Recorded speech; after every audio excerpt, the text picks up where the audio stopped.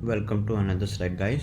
सो इस स्लाइड में आज हम पढ़ेंगे JRE, JDK and JVM। So ये बहुत इंपॉर्टेंट टर्म्स होती हैं जो हम डे टू डे लाइफ में यूज़ करते हैं कि JDK क्या है, JRE क्या है, JVM क्या है। तो इसमें आएगा JDK। JDK is Java development kit.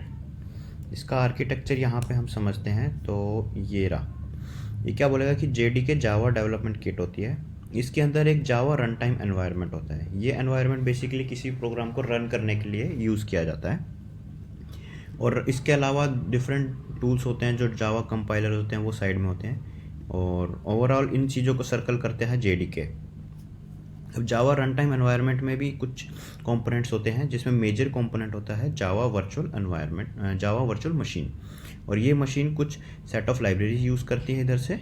और इस तरीके का ये आर्किटेक्चर है जिसमें आपको अंडरस्टैंड होना चाहिए जस्ट कि JDK क्या है, JRE क्या है, JVM क्या है और उनका आर्किटेक्चर किस तरीके का है।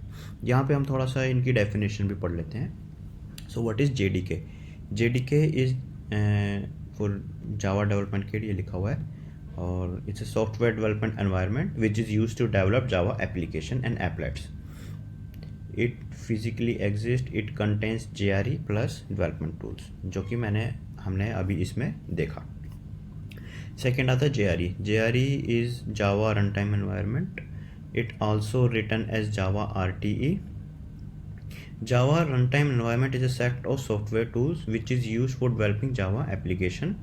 It is used to provide the runtime environment. Basically Java किस environment में रन करेगी, उसके लिए हमें एक environment create करना पड़ता है जो कि JRE के थ्रू जाना जाता है। It is the implementation of JVM. It physically exists. It creates a set of libraries plus other files that JVM uses at runtime. यही लिखा हुआ है कि यहाँ पे Java runtime environment के अंदर एक JVM है प्लस ये other library set of library use करता है ताकि ये इसको प्रोग्राम को रन कर सके। अब इसके रनिंग का जो वर्कफ्लो है वो भी हम समझेंगे आगे, लेकिन just to understand the diagram prospective, just to understand from the architecture point of view, आपको ये पता होना चाहिए कि JDK कहाँ सिट करता है, JRE कहाँ सिट करता है, JVM कहाँ सिट करता है। जावा वर्चुअल मशीन, ये बहुत आई गेस जिसे बोलते हैं कि सबसे डेलीकेट जो अंडरस्टैंड करने वाली चीज़ है वो जावा JVM ही होती है। ये क्या कहता है, Java virtual machine. So basically एक वर्चुअल मशीन है, abstract machine. It is called as Java virtual machine because it does not physically exist. ये एक फिजिकली एग्जिस्ट नहीं करती है, लेकिन इसका क्या रोल होता है ये अब बताएंगे कि it is a specification that provides a runtime environment in which Java bytecode can be executed. It can also run those program which are written in other language and compile to Java bytecode. अब basically जो हमने पीछे feature पढ़ा है कि जावा एक platform independent language है, वो कैसे अचीव होता है? वो अचीव होता है through the help of Java virtual machine. Basically हमने पढ़ा कि जावा एक सैंड बॉक्स के अंदर रन करती है और वहीं से हम सिक्योरिटी फीचर को भी इम्प्लीमेंट कर पाते हैं, वहीं से हम इम्प्लीमेंट करते हैं जावा प्लेटफॉर्म इंडिपेंडेंट को भी, क्योंकि ये एक एनक्लोज्ड एनवायरनमेंट क्रिएट करता है जिसके अंदर जावा का प्रोग्राम रन करता है, उसे बाहर नहीं जाता है। तो ये जावा वर्चुअल मशीन, हम उस चीज़ को बोल रहे हैं। अब हम इसका पूरा का पूरा वर्कफ्लो समझेंगे तो ये हमारे पास यहाँ से वर्कफ्लो स्टार्ट होता है। यूज़र ने कोड लिखा, कोड लिखने के बाद कंपाइलर ने उसे कंपाइल किया, उसके बाद बाइट कोड जनरेट हुआ। अगर आप दूसरी लैंग्वेजेस का फ्लो देखेंगे, C का, C++ का, तो compiler directly machine code generate कर देता है और वो मशीन कोड प्लेटफॉर्म डिपेंडेंट होगा, क्योंकि अगर आपने विंडोज़ पे कोड को लिखा है और Windows platform specific compiler use कर रहे हो, तो जो कंपाइल्ड कोड जनरेट होगा या जो मशीन कोड फाइनल जो जनरेट होगा, बाइट जिसे हम बाइट कोड बोलते हैं 01 की लैंग्वेज में, वो सिर्फ पर्टिकुलरली विंडो ऑपरेटिंग सिस्टम ही यूज़ कर सकता है, या विंडो के अलावा दूसरा अगर मैक पे है या लिनक्स पे है तो फिर उसी पर्टिकुलर मशीन के लिए यूज़ हो सकता है, ऑपरेटिंग सिस्टम के लिए यूज़ हो सकता है। इसलिए वो सारी लैंग्वेजेस यहाँ पे आके उनकी स्टोरी ख़त्म हो जाती है। अब यहाँ पे क्या है कि जावा में क्या है कि बाइट कोड जनरेट हुआ। बाइट कोड क्या है कि it's not a final code, जो मशीन कोड और बाइट कोड में डिफरेंस आपको समझ में आना चाहिए। दूसरी लैंग्वेज में जो कंपाइलर जो जनरेट करता है वो फाइनल मशीन कोड ही उठा के यहाँ रख देता है। यहाँ पे मशीन कोड जनरेट नहीं होता है, यहाँ पे बाइट कोड जनरेट होता है। Byte code is an intermediate code. Guys ये कीवर्ड याद रखना, इंटरमीडिएट। इंटरमीडिएट की कोड का मतलब है कि एक मशीन जो है वो थोड़ा थोड़ा डायरेक्टली नहीं उसको इंटरप्रेट कर सकती है, but it can still understand कि व्हाट इज़ रिटन। वहाँ पे जो यूज़ होता है वो इंटरप्रेटर का आता है। अभी हमने पढ़ा था ना पिछले difference between C and C plus plus. C language में कंपाइलर यूज़ होता है, जावा में कंपाइलर भी यूज़ होता है एंड इंटरप्रेटर भी यूज़ होता है। तो इंटरप्रेटर की कहानी यहाँ से स्टार्ट होती है। इंटरप्रेटर क्या करेगा, वो बाइट कोड को इंटरप्रेट करके, फॉर एग्जांपल हमने विंडोज़ पे कोड को रन किया, उसके बाद बाइट कोड जनरेट हुआ फॉर विंडोज़, तो इंटरप्रेटर का काम होता है मल्टीपल ऑपरेटिंग सिस्टम के अकॉर्डिंग वो मल्टीपल जावा वर्चुअल मशीन्स होती हैं बेसिकली। कोई विंडोज़ के लिए होगी, कोई मैक के लिए होगी यहाँ पे, और कोई लिनक्स के लिए होगी। तो इंटरप्रेटर उस कोड को कन्वर्ट करके उस जावा वर्चुअल मशीन को सेंड कर देता है, एंड जावा वर्चुअल मशीन फिर बाद में फाइनल मशीन कोड जनरेट करती है जो कि किसी भी प्लेटफॉर्म पे चल सकता है। बेसिकली अगर आपके पास डिफरेंस क्या होएगा, इंटरप्रेटर का काम होता है इंटरप्रेट करना कि ये किस प्लेटफॉर्म के रिगार्डिंग जो बाइट कोड है या किस प्लेटफॉर्म पे हमें चलाना है। अगर आपको लिनक्स पे चलाना है तो इंटरप्रेटर जो होगा वो आपको बाइट कोड से कन्वर्ट करके जावा वर्चुअल मशीन को सेंड करेगा कि इसको लिनक्स मशीन पे रन करने के लिए ऐसा मशीन कोड जनरेट कीजिए जो लिनक्स पे चल सके।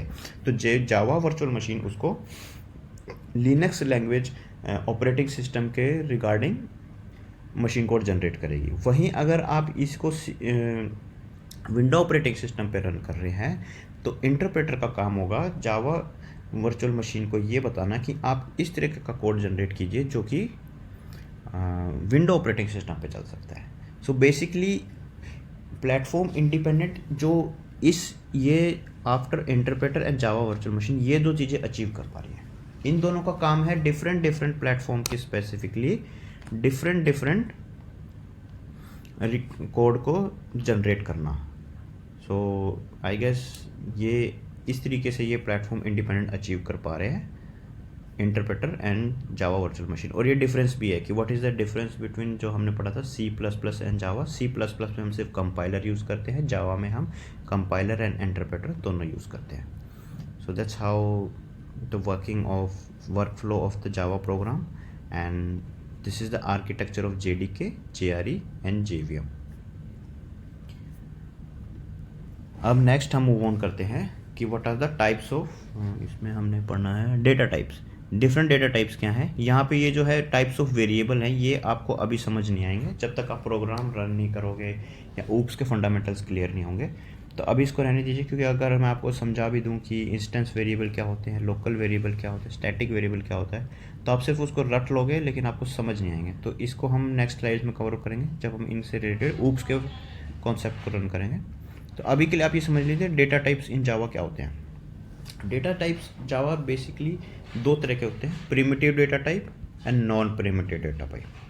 प्रिमिटिव डेटा टाइप जो कि बहुत ही बेसिक बिल्डिंग ब्लॉक होता है किसी भी लैंग्वेज के, आपने सी में भी देखा होगा, जावा में भी देखा होगा, देखोगे कि प्रिमिटिव डेटा टाइप्स जो बेसिक जो बिल्डिंग ब्लॉक्स जो यूनिट जिसे कहते हैं ना, सबसे छोटा जो होता है डेटा टाइप स्टार्टिंग लेवल का, तो वो क्या होता है, इंटीजर होते हैं, बुलियन होते हैं, कैरेक्टर होता है, बाइट होता है, शॉर्ट होता है, इंट होता है, लॉन्ग इंट होता है, फ्लोट होएगा एंड डबल होएगा। ये डेटा टाइप्स आपने सी में भी देखे होंगे।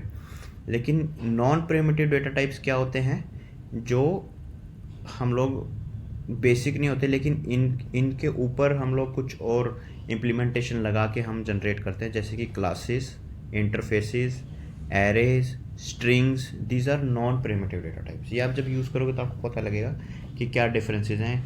ये जो नॉन प्रिमिटिव डेटा टाइप्स होते हैं ये आगे कहीं ना कहीं एक्सटेंड कर रहे होते हैं बेसिकली किसी लॉजिक को या किसी और क्लास को, तब जाके वो बनाए होते हैं। फॉर एग्जांपल बेसिक जो है वो स्ट्रिंग है, वो कैरेक्टर है, अब स्ट्रिंग कैसे बनती है, सेट ऑफ कैरेक्टर से, लेकिन जो बेसिक डेटा टाइप रहेगा वो क्या रहेगा, कैरेक्टर ही रहेगा. सो string is what, string is a non primitive data type because it is a collection of characters. But basic जो यूनिट है कैरेक्टर की, क्या हम कैरेक्टर को और आगे डिवाइड कर सकते हैं, नहीं कर सकते ना. सो वो प्रिमिटिव डेटा टाइप्स में आ जाता है. सो इसी तरीके की ये दो आपको याद रखना पड़ेगा कि जो बेसिक जो सबसे स्मॉलेस्ट यूनिट होती है किसी भी डेटा टाइप की, वो होती है boolean, character, byte, short int, it, long int, float and double. यहाँ पे लिखा भी हुआ है.